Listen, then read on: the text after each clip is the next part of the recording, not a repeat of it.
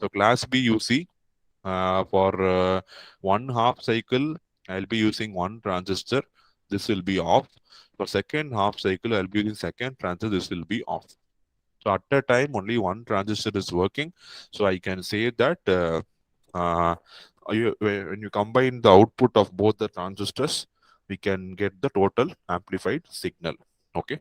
So class B is going to conduct only for 180 degrees effectively. And parasitic capacitance and all you can large, then you will have the rectified output. So X and Y is the place where you take the output. You are going to take a differential output from the class B power amplifier.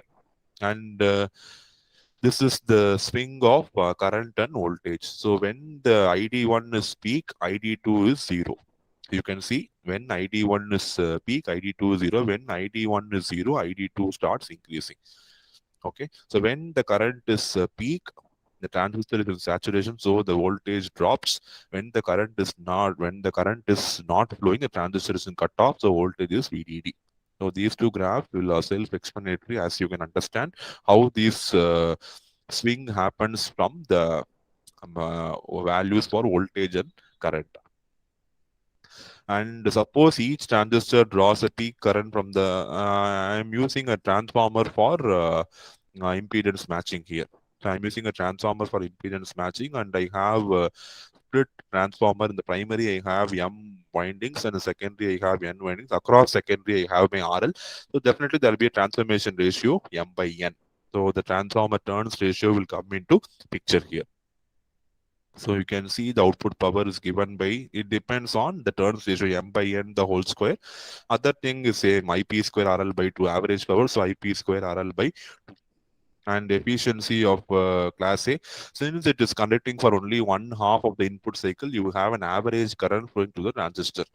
So when it is flowing for the entire 360 degrees, the average is 0, because positive and negative sine wave will cancel each other.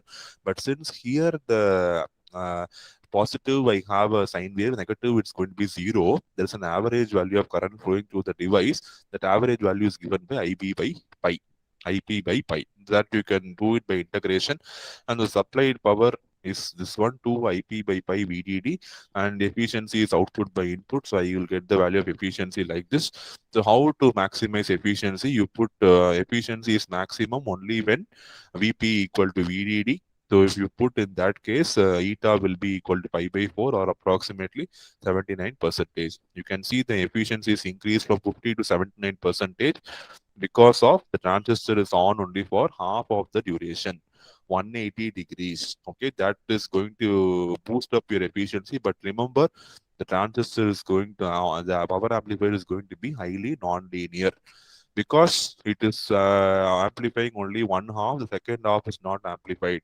Or I need two transistors to do the job, or amplifying positive half and negative half. So the efficiency is high because the transistor is operating only for 180 degrees, but linearity is also, non-linearity is also high, because I need more transistors to combine my signal.